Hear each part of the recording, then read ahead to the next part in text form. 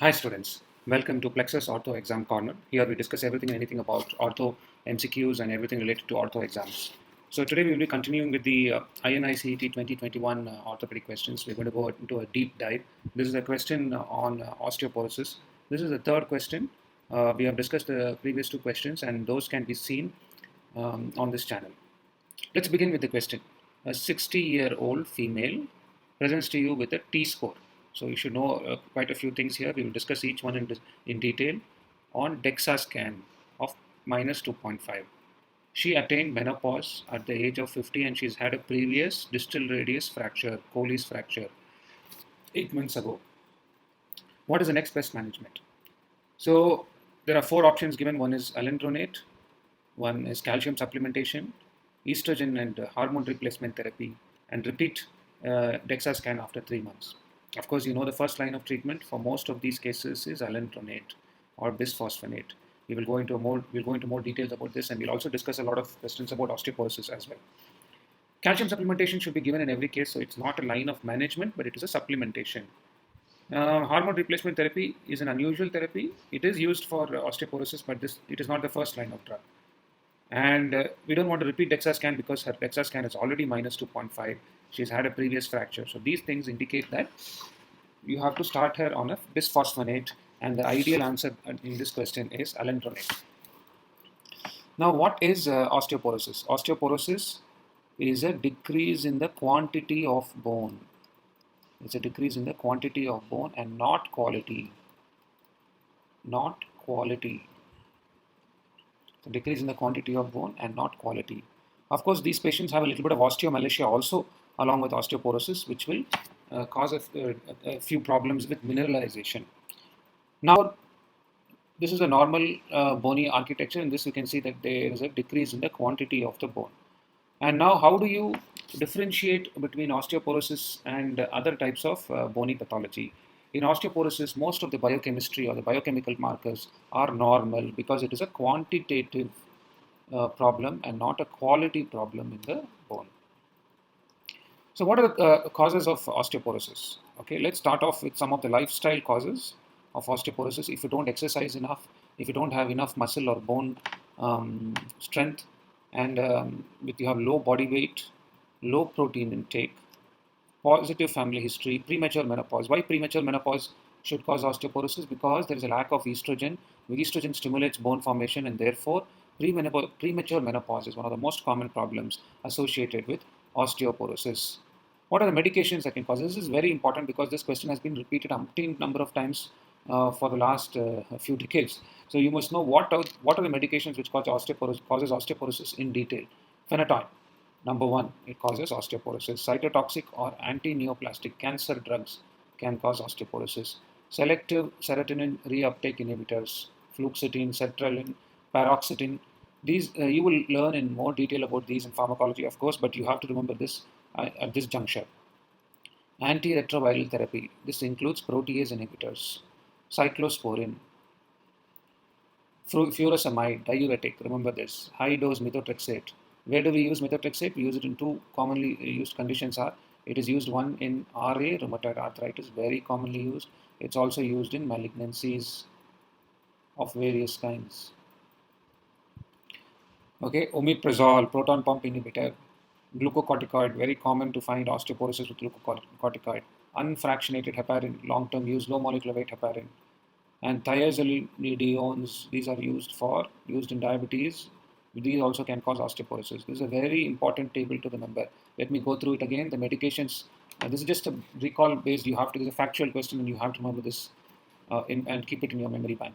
So the medications that are involved in causing osteoporosis: phenytoin, cancer drugs, SSRI, selective serotonin receptor inhibitor, reuptake inhibitors, antiretroviral therapy, protease inhibitors, cyclosporin, furosemide, methotrexate, omeprazole, proton pump inhibitor, glucocorticoids, unfractionated heparin and low molecular weight heparin, and rosiglitazone, which is an anti-diabetic drug. So what are some genetic mutations or polymorphisms associated with osteoporosis? Calcitonin receptor issues can cause osteoporosis. Estrogen receptor problems. Type 1 collagen alpha chain 1 chain, which causes osteogenesis imperfecta. I'm sure you know this gene causes osteogenesis imperfecta. This also can cause osteoporosis. Vitamin D receptor issues, obvious, and low density lipoprotein receptor related protein. So these are the genetic issues. This also can be asked, and you should remember this. So calcitonin receptor, estrogen receptor 1, type 1 collagen alpha 1 chain, vitamin D receptor, and low density lipoprotein receptor. These are some of the genetic polymorphisms associated with osteoporosis. What are the diseases associated with osteoporosis? Systemic diseases. So there is a long list of systemic diseases that can cause osteoporosis, including malabsorption syndrome, liver disease, hyperthyroidism, etc.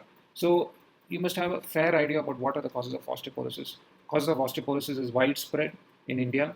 Most people beyond the age of 50 are osteoporotic, and therefore it's a public health issue, and therefore you are going to get 1 or 2 questions in every paper regarding osteoporosis. So therefore you spend time and read properly and understand the concepts of osteoporosis so that you get these 2 questions right all the time. So osteoporosis, you test with what is called as a DEXA scan.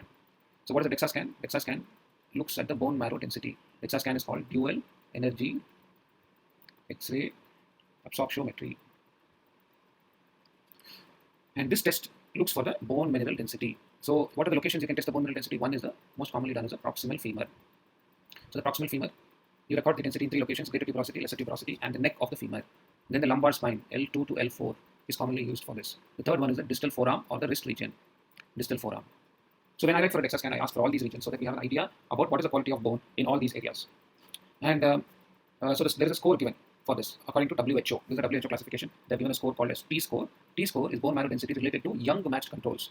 So T score is the one which is used for classification of osteoporosis. What is Z score? Z score or Z score is the bone marrow density relative to similarly aged patients. That means if you get a DEXA scan of a 55-year-old woman, you compare how much is with the average 55-year-old woman in the population.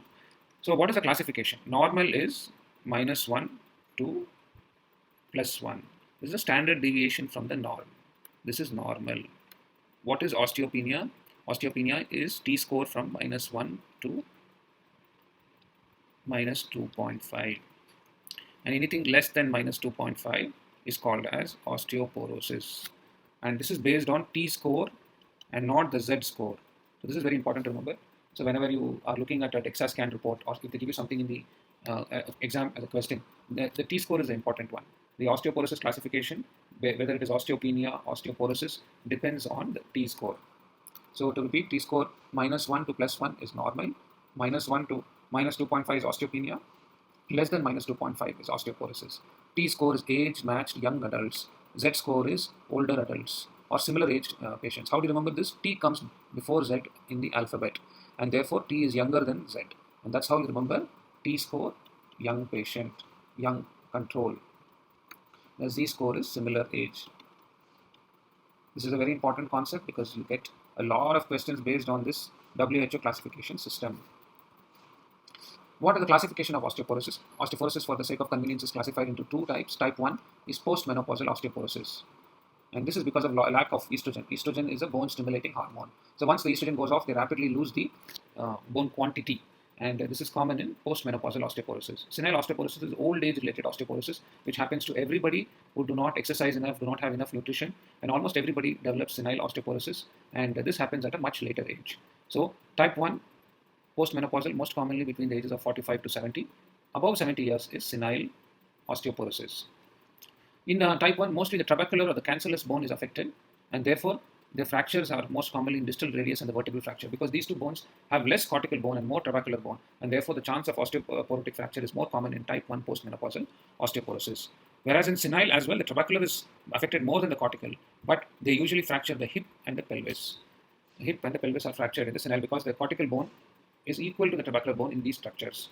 So what is the difference between type 1 and type 2? Type 1 is postmenopausal, seen in women most commonly between the ages of 45 to 70 years old.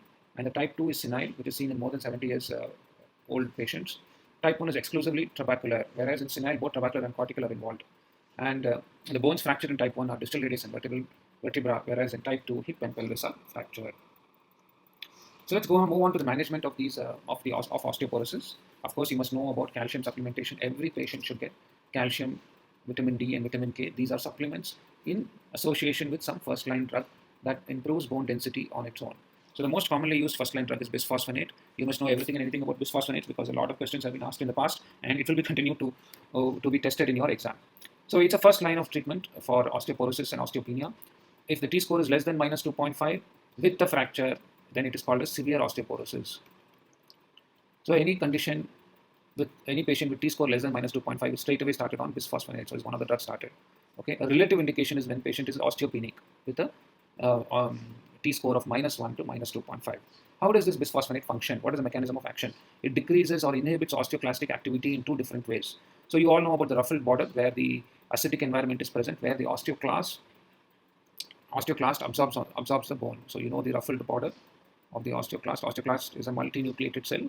All of you know this from your pathology and anatomy sections. There are two ways in which it prevents the bone absorption at this point. One is the non-nitrogen producing bisphosphonate and nitrogen producing bisphosphonate. So there are two mechanisms. One is it produces a toxic ATP molecule which prevents bone resorption.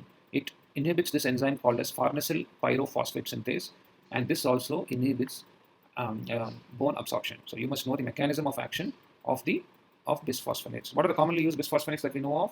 One is risendronate. Second is alendronate, ibandronate. Then we have the zoledronic acid. So this is given weekly. This alendronate is given daily. Ibandronate is given on a monthly basis, and zoledronic acid is given once a year. So there is convenience in giving zoledronic acid because it's only once a year dose. The compliance is much better. Whereas risendronate is weekly and alendronate is daily, which makes it more difficult for the patient to be compliant because these are long-term drugs. And also, ibandronate is a good drug to use because it can be given on a monthly basis. These bisphosphonates can be given for about 3 to 5 years, and then you have what is called as a drug holiday. It is called as a drug holiday, where you give some other drug for osteoporosis, and then you continue bisphosphonates after a year or two. Why do we do this? For multiple reasons. One is to decrease the complications associated with bisphosphonates. Bisphosphonates cause esophagitis. It is very common. Therefore, what is the instruction that you should give the patient? This question will be asked in the exam. That whenever you take a bisphosphonate, please sit up for about half an hour so that you don't have the esophageal reflux and have the esophagitis. This can progress to an ulcer. This is a very common complication of bisphosphonate. It causes what is called as atypical subtrochanteric fractures. This can be a devastating complication. If you can see over a period of time, they develop fractures on the lateral aspect of the subtrochanteric area in the proximal femur. This is on the lateral aspect. You may see some lines, you have seen previous images of lines like this. These are on the medial aspect. These are called loser zones, milkman's fracture. And where do you see them? You see them in osteomalacia.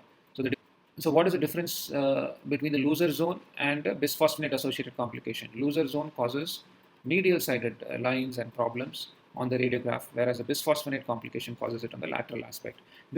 Why does this happen with bisphosphonates? There is decreased bone turnover at that area, and which weakens the bone and causes a fracture there. This is a very common location for a fracture in bisphosphonate associated problems. And over a period of time, this may progress to a complete fracture, and this will require surgery with a nailing to correct the fracture and to make the patient mobile again. So therefore, we give these drugs for about 3 years, bisphosphonates, and then we give a drug holiday for 2 or 3 years, where we give some other drug to prevent these kind of complications. So what are the common bisphosphonates that you know of? Risendronate, which is used on a weekly basis, alendronate, which is used on a daily basis, ibandronate, which is used on a monthly basis, and zoledronic acid, which is used on a yearly basis. And therefore, the ones which are used in less frequency are more compliant, and the patient you can expect the patient to take these drugs regularly. What is the mechanism of action? It inhibits this enzyme called as farnesyl pyrophosphate synthase, and it produces a toxic ATP molecule which prevents bone resorption at the ruffled border of an osteoclast. And what are the complications? 1, esophagitis, which is very common. 2, can cause esophageal and gastric ulcers. 3, atypical subtrochanteric fractures, which are devastating problems, and rarely can cause osteonecrosis of the jaw or the mandible. It is called avascular necrosis of the jaw. This is another devastating rare complication associated with bisphosphonates, which can cause major issues and will require a major surgery for correction of the complication. So these are the basic facts about bisphosphonates. You will learn more in detail in pharmacology section, but you must remember everything that I have said in this slide so that you don't make any mistakes when a question crops up regarding bisphosphonates and osteoporosis. What are the other frontline managements for osteoporosis? In case of postmenopausal patients or premature menopause who have undergone hysterectomy and oophorectomy, they can be started on hormone replacement therapy. So in women, you can either give a combination of estrogen and progesterone hormone replacement, and in men, testosterone can be given for men with low levels of testosterone. How does estrogen work? They work on the estrogen receptors present on osteoblast and stimulate bone formation. So this is something that you can consider in patients with who have premature menopause. The next drug that is commonly used is called salmon calcitonin. Calcitonin can come from different sources. The one that comes from salmon is commonly used and is found to be more effective. So what does calcitonin do? It binds to the receptors on osteoclasts to inhibit resorption. It is basically used in women, postmenopausal women, and very important use is when to decrease pain. That is the most common indication for the use of calcitonin. It decreases pain and it improves the quality of life for the patient. How is it taken? It cannot be taken orally. Remember this from your pharmacology section. It has to be either given an injection or nasal spray. Why it cannot be taken orally? Because it is destroyed by the gastric acid. So how do you take the nasal spray? You spray into the nostrils, into the alternate nostrils alternately on each day. And this should be done because it causes rhinitis and dry nose and cause complications associated with this. Okay, so this is the thing that you should remember. This is a complication of calcitonin. Should be used to reduce pain, most commonly when patients have vertebral fractures and they're complaining of pain. This drug can be used. The next frontline drug that can be used is called raloxifene. Raloxifene, all of you know, is a selective estrogen receptor modulator, SCRM. It slows down bone resorption. Okay, this can also be used in patients with postmenopausal or type 1 osteoporosis. Next important, this is very commonly asked, very commonly used drug, so this will be asked very frequently, I'm sure, from orthopedics and pharmacology sites as well. It's called teriparatide. Teriparatide, what is teriparatide? Teriparatide is a modification of the parathyroid hormone. Parathyroid hormone has how many amino acids? It has 84 amino acids. So they're genetically modified and we take only 1 to 34 amino acids or 34 amino acids, and that becomes what is called as teriparatide. Teriparatide can be given in two forms. One, it can be given as a continuous infusion. You must all be confused. Why is teriparatide used in osteoporosis? Because parathyroid hormone increases bone resorption and causes lysis and osteoporotic kind of condition. But that happens only with continuous infusion. So it is a catabolic. It causes catabolism, or it is catabolic to the bone in continuous infusion only. But it has been found in various studies and by trial and error that if you give one injection, subcutaneous injection daily, it is anabolic. It is anabolic. Or it builds bone. It's a very, very effective way to build bone. Okay, so it is given for a period of 1 or 2 years, 20 to 40 microgram every day subcutaneously. 20 to 40 microgram every day subcutaneously. It acts on receptors on osteoblast and activates osteoblasts. So the mechanism is clearly not understood, but it is an extremely effective method to treat severe osteoporosis or failure of first-line drug like bisphosphonate, or you want to give a drug holiday to bisphosphonate and the patient is still having very high or osteoporosis and high fracture risk, and or if the patient is having a T-score of less than minus 2.5 plus a fracture, where we call it as a severe osteoporosis. So what is severe osteoporosis? T-score of less than minus 2.5 plus osteoporotic fracture. What is the other name for osteoporotic fracture? You can also call it fragility fracture. What is it called? Fragility fracture. So don't get confused when this term is used in the exam. So it is called a fragility fracture. So what is severe osteoporosis? T-score of less than minus 2.5 with osteoporosis, osteoporotic or fragility fracture of any kind. What are the complications of teriparatide? This has also been tested before, so you should know this. It causes transient hypercalcemia and dizziness, nausea, which is not very important. But the important thing is it is known to have a potential for osteosarcoma formation, and therefore it is contraindicated in Paget's disease. So contraindicated in Paget's disease, why? Because it has a potential for osteosarcoma risk.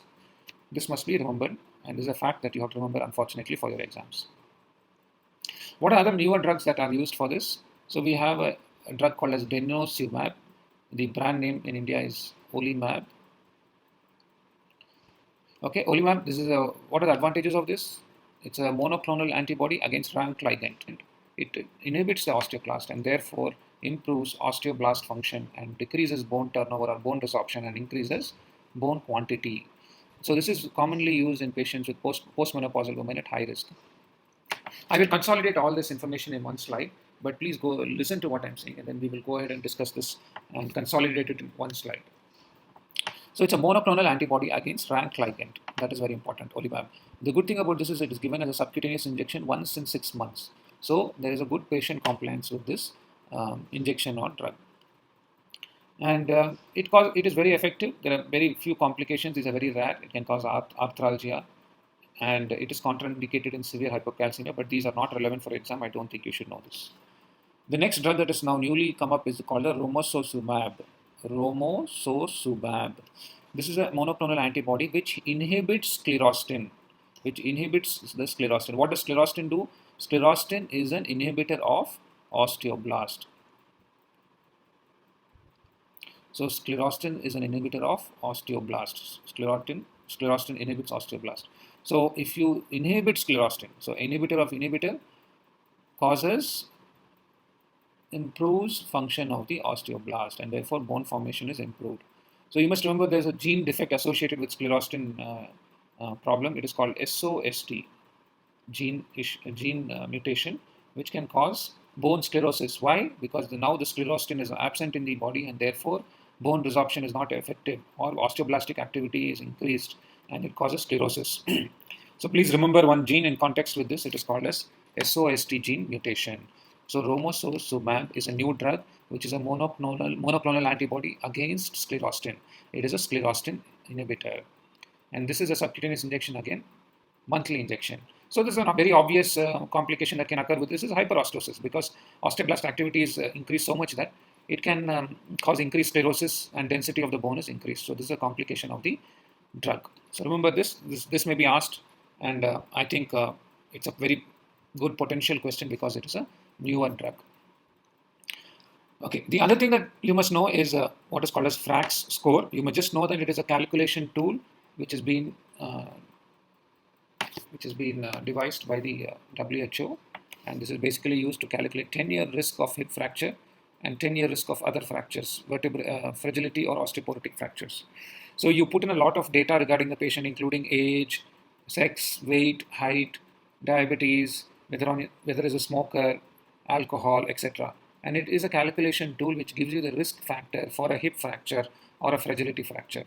So there are various criteria, but generally you must remember this. If the fracture risk is more than 3% according to the Frag Score. What is Frag Score? Frag Score is devised by the WHO to calculate the risk of a fracture due to osteoporosis. So fracture risk of more than 3%, then it is better to start some treatment, and most common first line treatment is bisphosphonate drugs. So now let's consolidate all the information. I know this is a lot of information and it has been a little haphazard and it's a lot of busy slides. So what are the treatment options available for osteoporosis? Okay, let me just recap. What is osteoporosis? T-score.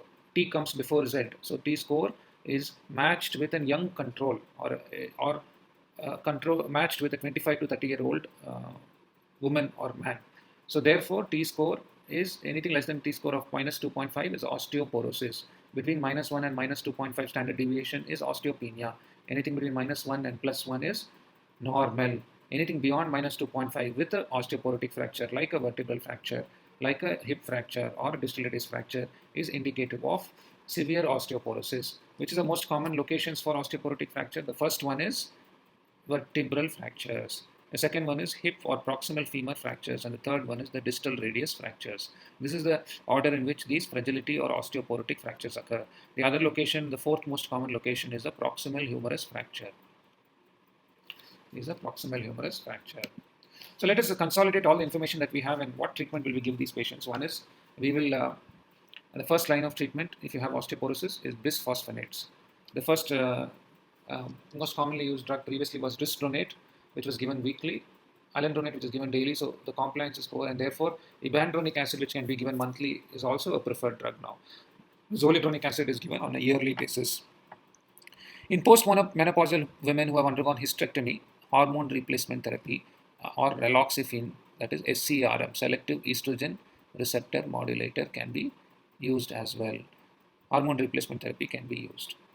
If all fails, if bisphosphonates do not work, or if the patient has very severe osteoporosis, impending fracture, or has already had a major fracture, then teriparatide is an excellent drug. Teriparatide, what is teriparatide? It's a recombinant parathyroid hormone containing 34 amino acids instead of the 84 amino acids that the parathyroid hormone has. Parathyroid hormone is a natural bone absorption, it causes bone absorption, but when given in an interrupted fashion, that is in a daily subcutaneous injection, it causes bone formation. So that is teriparatide. It's a very important drug, must be understood, given in subcutaneous form on a daily basis. What is denosumab? Denosumab is a monoclonal antibody against rank ligand. Therefore, inhibits osteoclastic activity and prevents bone resorption. Given in a subcutaneous fashion once in 6 months, therefore has higher compliance. Romosozumab is a newer drug, is a monoclonal antibody which inhibits sclerostin. Sclerostin inhibits osteoblast activity. So once you stop the sclerostin activity, it improves bone formation and osteoblast activity. Calcitonin is basically given for pain relief in vertebral fractures. So these patients develop multiple vertebral fractures and they complain a lot of pain. In those conditions, calcitonin is given for pain relief. What are the supplements you should give? These are not first-line drugs. Remember this very well because this question will be asked repeatedly in your exams. These are supplements. You should always supplement a patient with calcium. What is the appropriate amount of supplementation? Anywhere from 1,200 to 1,500 milligram of calcium per day is a calcium supplementation that has to be given per day. Vitamin D has to be given along with the first line drug for osteoporosis. Vitamin D usually is about 800 international units. 800 international units per day has to be given. This is supplementation. Along with this, we can give also supplement with vitamin K. These three things help in the continuous bone formation, but are not responsible in themselves in the treatment of osteoporosis. So just to recap the treatment options available, the first line of drug in case of T-score less than minus 2.5, bisphosphonates. Hormone replacement therapy and raloxifene can be used for postmenopausal hysterectomy patients. Teriparatide is a very good drug in severe osteoporosis or patients with fractures. Denosumab and romosozumab are two newer drugs which can also be used in management of these patients. And for pain, please use calcitonin, which is intranasal spray, and it helps in reducing pain due to vertebral fractures. All patients have to be supplemented with calcium and vitamin D, and if required, vitamin K as well. So now let's go back to our question that we started off with. We had a 60-year-old female patient presented with a T-score of minus 2.5. T-score is matched with a young patient of about 25 to 30 years, and that is the score that is used to classify osteoporosis. So minus 2.5, that means she's already she's having osteoporosis, she's attained a menopause, she's had a previous distal radius fracture. That means that indicates she is severely osteoporotic. What is the best management? Let's go through the options. Alendronate, yes. As I said, bisphosphonate would be the first option, so let us keep it in mind. Only calcium supplementation. Now I've clearly explained to you calcium cannot be the only treatment option for this. Calcium can only be given as a supplement. It should not be given as a standalone treatment. So calcium supplementation is not the best management. Hormone replacement therapy and estrogen? No, because this is not the first line of treatment. This is usually used in patients, younger patients who have undergone hysterectomy. So this is not an option. Repeat DEXA scan after 3 months. I don't think this should be done because she's already osteoporotic. So we have to manage the patient right now. So this also does not look like the option. So we are left with alendronate, and which is what we guessed initially. Bisphosphonates are the first line of management, and this patient should get bisphosphonate for treating her osteoporosis.